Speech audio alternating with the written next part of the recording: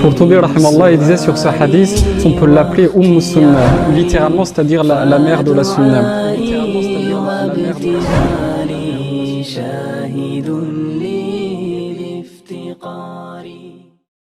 Bismillahirrahmanirrahim. Alhamdulillahi Rabbil Alamin. Wa salatu wa salamu ala ashrafil mursalin. Wa ba'd. Donc on va entamer, Inch'Allah, aujourd'hui les rappels sur les commentaires des 40 Nawawi, des 40 hadiths cités par Nawawi dans son livre, ou plus. Et donc aujourd'hui on va faire le troisième, donc il y a un hadith que tout le monde connaît, donc le hadith d'Ibn Omar, qui est rapporté par le Bukhari et Muslim. Donc Ibn Omar il dit سمعت رسول الله صلى الله عليه وسلم يقول بني الإسلام على خمس شهادة أن لا إله إلا الله وأن محمدا عبده ورسوله وإقام الصلاة وإيتاء الزكاة وحج البيت وصوم رمضان. Donc c'est le hadith ce qu'on appelle communément les piliers de l'islam. Donc l'islam a été bâti sur 5 choses. La shahada, donc la ilaha illallah, et que Mohammed est son serviteur et son messager. Donc l'accomplissement de la prière, le fait de donner la zakat, le fait de faire le pèlerinage et le fait de jeûner le mois du Ramadan. Donc dans certaines versions, le hajj il est cité avant le jeûne du mois du Ramadan, et dans certaines versions, le jeûne du Ramadan il est en 4e et le hajj il est en 5e. Donc si vous vous souvenez, dans le hadith de Jibril, il était en quelle position? Le hajj était en 5e dans le hadith de Jibril. Donc après, Allah alam, quelle est la version la plus authentique, ou si ça correspond à plusieurs versions, parce que le Nabi sallallahu alayhi wa sallam il parfois répétait parfois les hadiths. Mais donc dans cette version-là, donc dans celle citée par Nawawi, il a mis le hajj en 4e. Donc en fait ça c'est ce qu'on appelle donc communément les piliers de l'islam, ce qu'on apprend même à l'école, au collège. Donc ces piliers de l'islam, il faut savoir que ce terme pilier, donc c'est un terme qui a été utilisé par les fuqaha. Donc c'est pas cité dans le hadith arkan, donc le mot rukn ou arkan, tout comme les piliers de la foi, quand on parle des 6 piliers de la foi qui sont cités dans le hadith de Jibril, ça a été cité par les fuqaha. Il faut savoir que ces termes-là qui sont cités par les savants, ces termes, il faut pas forcément les prendre à la lettre près dans les ahkam. C'est-à-dire que les savants font des choses, ils donnent des exemples. C'est-à-dire que arkan et l'iman, par exemple, les piliers de la foi, si vous mangez un des 6 piliers de la foi, si vous ne croyez pas aux anges, vous croyez aux autres, ou si vous ne croyez pas au jour dernier, vous croyez aux autres, etc. Dans tous les cas, si vous mangez un des 6 piliers de la foi, vous êtes mécréant. Donc une maison, s'il n'y a pas de piliers, elle s'effondre, il n'y a plus rien après. Et alors que sur les piliers de l'islam, donc les 5 piliers de l'islam, donc on va le voir, il y a un khilaf, donc il y a une divergence entre les savants. Est-ce que s'il y en a un des 5 que je fais pas, est-ce que je suis plus musulman? Donc là, il y a la majorité des savants, de toute façon, disent que non, on reste musulman si un des 5, en tout cas si ça concerne pas la shahada, c'est sûr. Mais si par exemple il n'y a pas le jeûne du mois du Ramadan, ou s'il n'y a pas le hajj, ou s'il n'y a pas la zakat, donc la majorité des savants disent qu'on reste musulman, même si on n'a pas fait, donc même si on n'a pas concrétisé ce pilier. Donc il faut bien faire attention, ce stilah des fuqaha, ça doit pas, c'est-à-dire ce terme, cette terminologie qui est employée par les jurisprudents, par les savants de l'islam, il faut bien les comprendre dans le sens qu'ils l'ont voulu. Il faut pas juger, il faut pas prendre des ahkam, prendre des statuts directement à partir de certains termes, sans faire attention donc sans faire attention à la conséquence, sans faire attention en fait donc au vrai statut dans l'islam. Donc ces 5 piliers de l'islam, donc c'est des piliers, ils sont très importants. Et justement, ce que je veux rappeler quand même à beaucoup de gens, c'est qu'il n'y a pas 2 piliers dans l'islam. C'est pas juste la shahada et le jeûne du mois du Ramadan. Parce qu'il y a beaucoup de gens, ils font juste, ils disent la ilaha illallah, etc. En plus, et encore, je sais même pas s'ils ont, pour certains, il n'y a même pas les conditions, et ils font le jeûne du mois du Ramadan. Et etc., etc. Ou pour certains, c'est limite que le jeûne du mois du Ramadan. Il y a même plus le tawhid. Et limite, l'islam, ça se résume au mois du Ramadan. Et ça, c'est une aberration. Donc la première des choses, dont justement qui est citée dans le hadith, c'est le tawhid. C'est shahadatu an la ilaha illallah wa anna muhammadan abduhu wa rasuluh. Donc c'est la première des choses et c'est la plus importante. Ça, il y a consensus des savants. Jamais vous pouvez trouver personne qui va vous dire que celui qui n'a pas ça, il peut être musulman. Ça, c'est impossible. Celui qui n'a pas ça, Évidemment qu'il n'est pas musulman. Donc le premier pilier de l'islam, donc c'est un consensus des savants, tout dans le Coran et Sunna, enfin les dalils del Kitab au Sunna ou des adilla del Kitab au Sunna, les preuves du Coran et Sunna montrent que ce pilier, on peut pas être musulman sans avoir prononcé la parole et avoir la certitude dans son cœur, donc la ilaha illallah et que Muhammad sallallahu alayhi wa sallam, donc est son prophète. Donc il suffit pas de le croire dans son cœur, enfin comme on l'a déjà rappelé dans le hadith de Jibril, la foi c'est parole et acte, c'est croyance, parole et acte. Il faut le croire et le prononcer par sa langue. Celui qui pouvait le prononcer par parole mais qui ne l'a pas prononcé, comme on l'a vu, comme le frère l'a cité avec le hadith de Abu Talib, il n'est pas musulman. Et ça c'est un consensus chez les savants de l'islam. Donc cette shahada, le sens de la ilaha illallah, donc on vous rappelle, il y a une série qui était quasiment que sur le sens de la ilaha illallah, donc je vais le rappeler parce que c'est le premier pilier le plus important. Donc est-ce que quelqu'un d'entre vous il peut me dire ilah ça veut dire quoi dans la langue arabe? Divinité. Oh, oui, ça veut dire quoi divinité? Est-ce que c'est dire créateur? Est-ce que c'est dire celui un être supranaturel, etc. Ça veut dire quoi l'ilah dans la langue arabe? Oui, c'est ça, c'est le ma'boud. Donc c'est celui qui est adoré. Donc ilah, ça ne veut pas dire dans la langue arabe créateur, ça ne veut pas dire ou celui qui n'a besoin de personne et que tout le monde a besoin de lui, comme on peut le trouver dans certains livres ou même dans la masse des gens qui s'affilient à l'islam. Pour certaines personnes, la ilaha illallah, c'est dire Allah c'est le créateur, c'est lui qui a tout créé, qui donne la subsistance, etc. Mais le vrai sens de la ilaha illallah, déjà dans la langue arabe, ilah ça veut pas dire ça. Donc c'est pas ça le sens de la ilaha illallah. Donc les savants ils sont unanimes pour dire que la ilaha illallah c'est dire la ma'bouda bi haqqin illallah. Personne n'est digne d'être adoré, nulle divinité n'est digne d'être adorée en dehors d'Allah. Donc le sens de ilah, c'est... De toute façon, même quand vous voyez dans le Coran, parfois Allah dans le Coran, il emploie le terme aliyah, des divinités. Que des gens, ils ont pris des créatures en divinité. C'est pas forcément dire que ces gens, ils croient que c'est eux qui ont créé le ciel, etc. Vu que les kuffars eux-mêmes, ils reconnaissaient que c'était Allah. À l'époque, ils reconnaissaient que c'était Allah qui avait créé les cieux et la terre. Donc Allah, il dit aliyah, c'est que les gens, ils les ont adorés. Ou quand quelqu'un, il prend le Masih en tant qu'ilah, c'est pas dire forcément qu'il croit que le Masih il a créé, etc.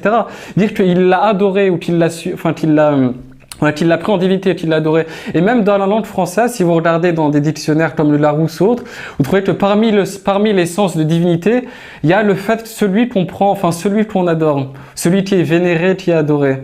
Donc le vrai sens de la ilaha illallah, donc il est cité dans plein de versets, etc. Dans plein de versets, le sens, tous ceux avec toi sont venus les prophètes, donc la ilaha illallah, donc c'est adorer Allah seul unique, et s'écarter et se désavouer donc des idoles, de l'adoration des idoles, etc. Donc ça c'est le sens de la ilaha illallah. Évidemment, Allah c'est le créateur, etc. Mais le sens premier, donc le sens de la ilaha illallah, donc c'est comme on a dit, parce que je dis ça parce que cette parole malheureusement elle est répandue dans la masse. Il y a plein de gens qui vont dire la ilaha illallah, ouais Allah il a créé la khaliq Allah. Ça a même été cité donc comme je vous ai dit dans des livres de savants, pas dans des livres de gens qui connaissent rien à l'arabe, etc. Donc des gens qu'on appelle al-mutakallimin, ce qui regroupe de manière générale les Ash'a'ira, les Maturidiyya ou le Mu'tazila, etc. Ça regroupe... en général, c'est ceux qui font passer la logique sur la religion, même si la religion d'Allah n'est jamais en contradiction avec la logique. En tout cas, il y a parmi ces savants-là qui ont dit que la ilaha ça voulait dire la khaliq illallah ou Allah mustaghnin amma siwa, etc. Allah n'a besoin de personne, etc.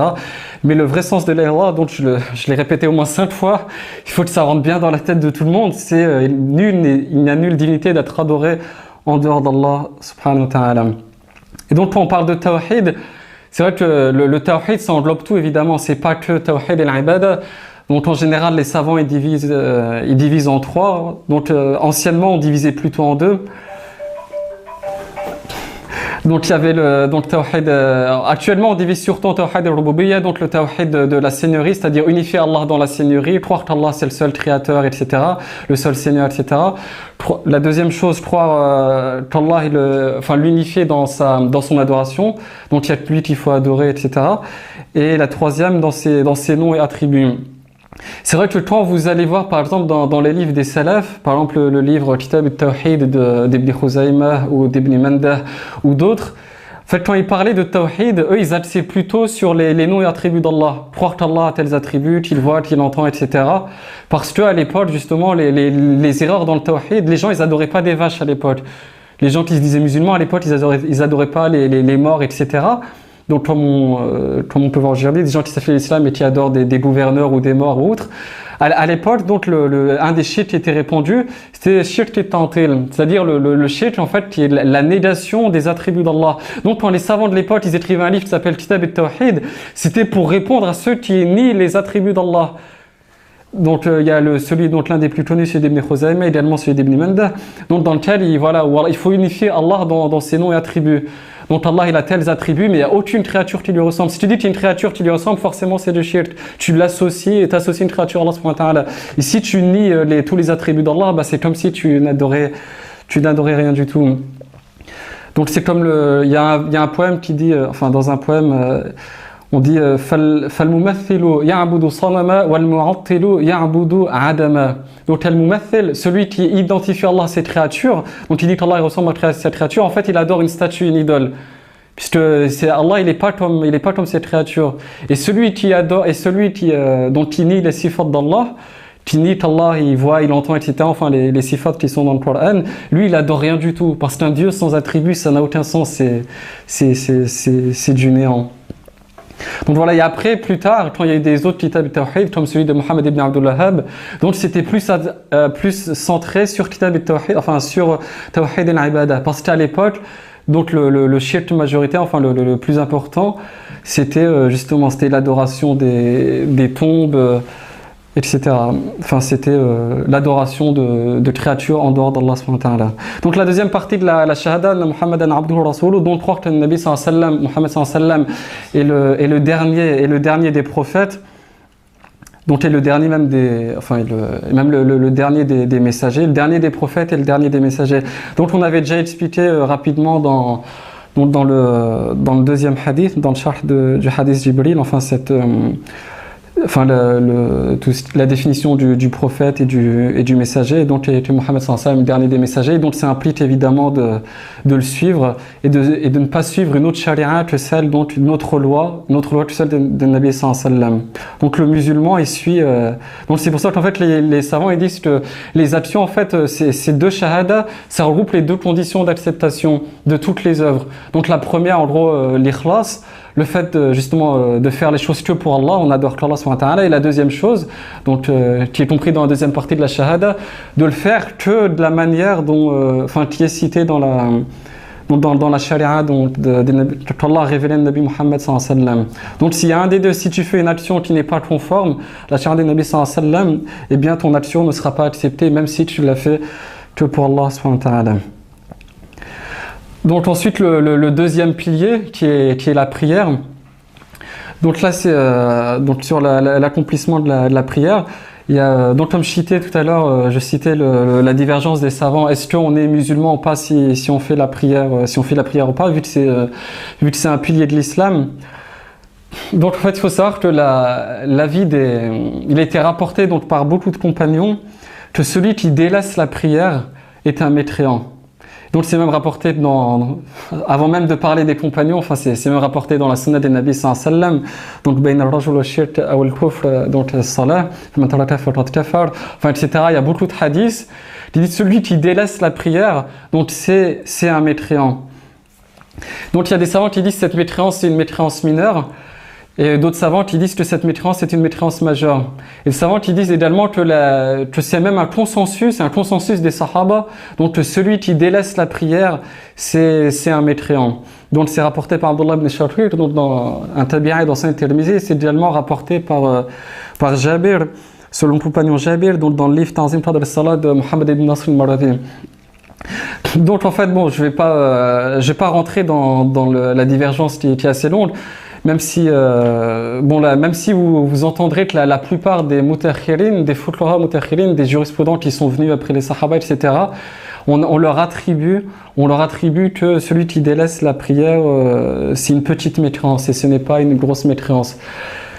Mais chez donc l'avis de l'imam Ahmad ibn Mubarak ibn Ishaq, donc l'avis de l'imam Ahmad, il dit même que c'est un ijma' de Ahl al-Ilm, que celui qui fait pas la prière c'est un mécréant, et donc c'est l'avis qu'on attribue à ceux qu'on appelle Ahl al-Hadith, donc les gens du hadith.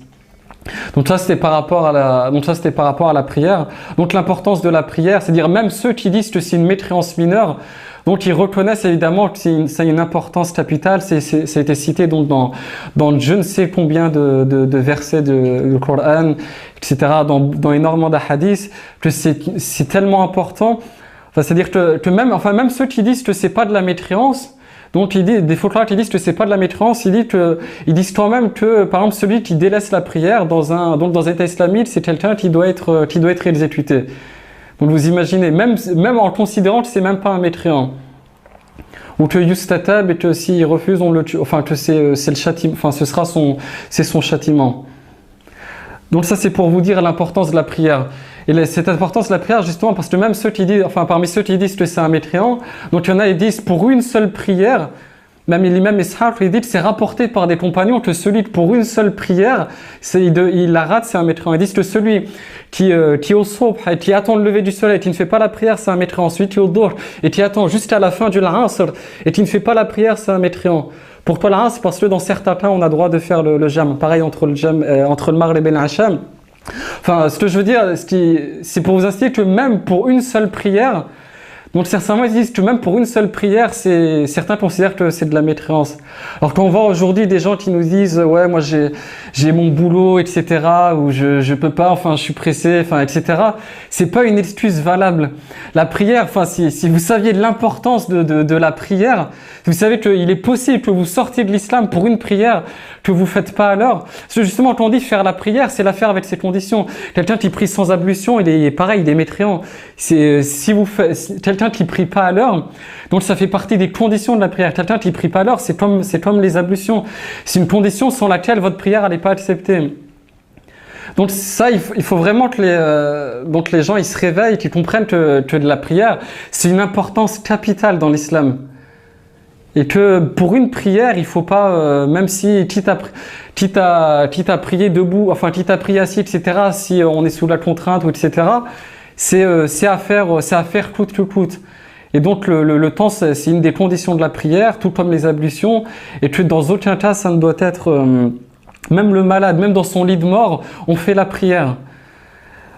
Donc voilà, j'espère vous avoir convaincu que même si vous êtes au travail, etc., enfin peu importe votre situation, soit familiale, professionnelle, etc., dans aucun cas, il ne vous est permis justement de délaisser la prière. Sachez qu'en retour, évidemment, comme pour le tawhid, c'est celui qui délaisse le tawhid, c'est un mécréant, mais celui qui le fait, donc c'est la meilleure des actions. Les actions pour lesquelles justement il y a un châtiment énorme quand on le laisse, c'est que inversement, si on le fait, il y a une récompense énorme.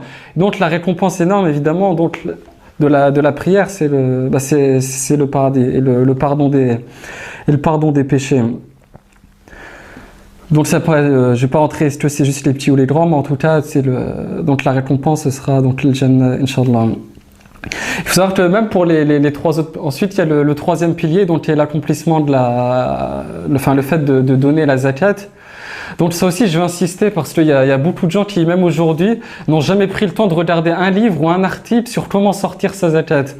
Il y a des gens qui n'ont toujours pas compris qu'une année dans la zakat c'était une année lunaire et pas une année solaire. Des gens qui n'ont toujours pas compris pourquoi on prend tel nisab ou pas. Les frères, cette religion, il y en a comme Ibn Sirin, il dit, comme c'est rapporté dans Sahih Muslim, cette religion c'est une science. Ces 5 piliers de l'islam, si même la science des 5 piliers de l'islam, vous les apprenez pas, qu'est-ce que vous allez apprendre en fait de votre religion? Si c'est juste lire des histoires des compagnons, etc., vous n'allez pas apprendre forcément votre religion comme ça, même s'il y a beaucoup de fawaïd, etc., de choses utiles à apprendre. Ces 5 piliers de l'islam, au minimum, il faut les connaître, enfin, il faut les connaître dès que vous êtes concerné. Donc le premier, évidemment, vous êtes concerné, le troisième, déjà, vous devez savoir est-ce que vous êtes éligible ou pas à la zakat. Je dis ça parce que pour la zakat, par exemple, aujourd'hui, donc en France, bon, ça dépend des mosquées. Dans certaines mosquées, par exemple, on vous dit que le nisab de la zakat, si vous avez à peu près, c'est à peu près 85 grammes d'or. Donc, si vous avez à peu près cette quantité-là, ce qui est l'équivalent, enfin, donc ça suit le cours de l'or, hein, c'est entre 3000, enfin, ça dépend des années. Donc cette année, l'or, il était un peu élevé, donc ce serait autour des 3000 euros, peut-être 3500, je ne sais plus. Donc dans certaines mosquées, on va vous dire que le nisab de la zakat, par exemple, c'est ces 3000 euros. Bon, il faut savoir qu'il y a un autre avis, donc qui est l'ahwat en fait, qui est le plus... c'est-à-dire que si on le prend, on est sûr au moins de ne pas se tromper, qui est le fait de calculer sa zakat sur l'argent, et si vous c'est-à-dire sur le métal, et si vous le calculez donc sur les 595 dirhams d'argent, eh bien vous verrez que la somme, elle est presque 10 fois moins, ce sera à peu près 300 euros, 300, 400 euros suivant les années.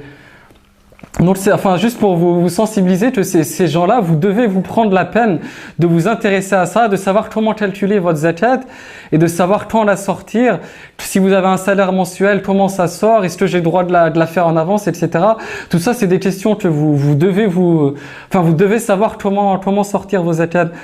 Donc je l'ai pas dit, mais c'est rapporté donc par Ibn Mas'ud que celui qui fait pas la zakat, il est pas musulman. Enfin, le hadith, il est faible. Mais c'est rapporté par d'autres savants, dont comme l'imam Ahmed, qui dit que, dans une de ses paroles, il dit que celui qui ne fait pas la zakat, il n'est pas musulman.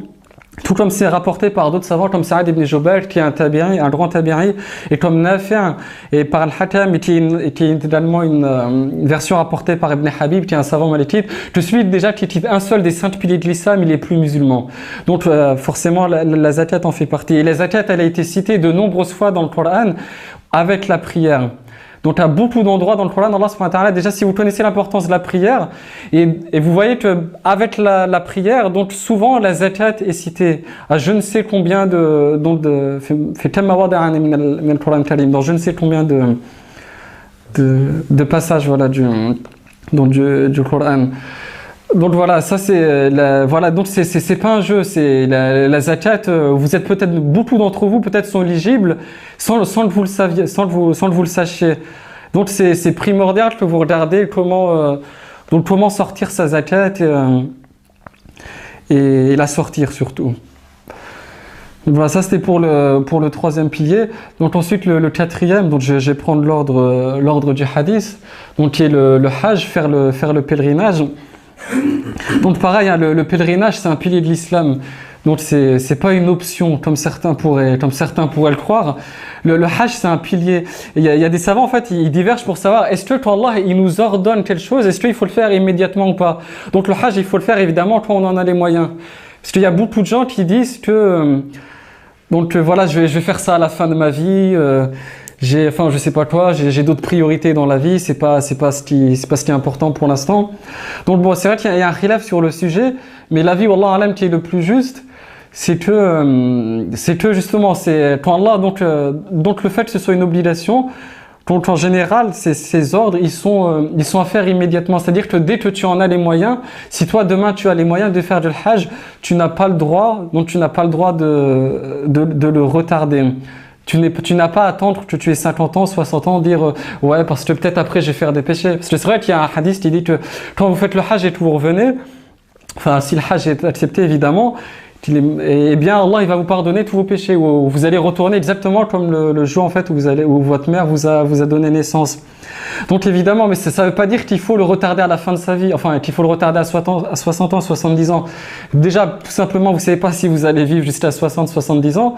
Et comme je disais, de toute façon, c'est que, comme c'est cité par de nombreux fuqaha, quand Allah il donne un ordre, donc pour l'ordre du hajj, à partir du moment où vous avez les moyens, vous devez de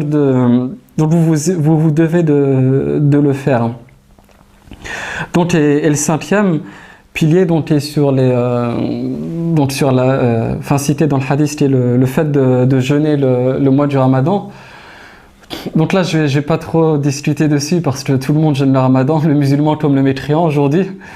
Mais il faut savoir que bon voilà, le jeûne du mois de Ramadan, évidemment c'est pas quand on jeûne ce mois-là, c'est pas juste donc c'est pas juste sur les shahwat, donc les plaisirs charnels et le fait de s'abstenir de boire et de manger. Et donc voilà, Allah subhanahu wa ta'ala, donc il a instauré le jeûne pour la piété. La'allakum tattaqun, fi surat al-Baqarah, Allah ta'ala dit, donc afin que vous soyez pieux, enfin ou afin que vous attirez la piété. Donc pendant le jeûne du Ramadan, en plus de s'abstenir de boire, manger, etc.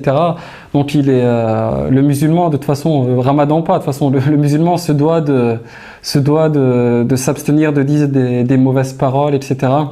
Tu as beaucoup de gens même, ils font le mois du Ramadan, mais est-ce que, bon déjà s'ils sont musulmans, et s'ils sont musulmans, quelle récompense ils vont avoir de ce mois du Ramadan en fonction, parce que chacun, donc comme on avait cité l'autre jour par rapport aux prières, donc en fonction de ta niya, de ton khushu', etc., de ce que tu fais dans ton acte, cet acte, tu auras plus ou moins une récompense.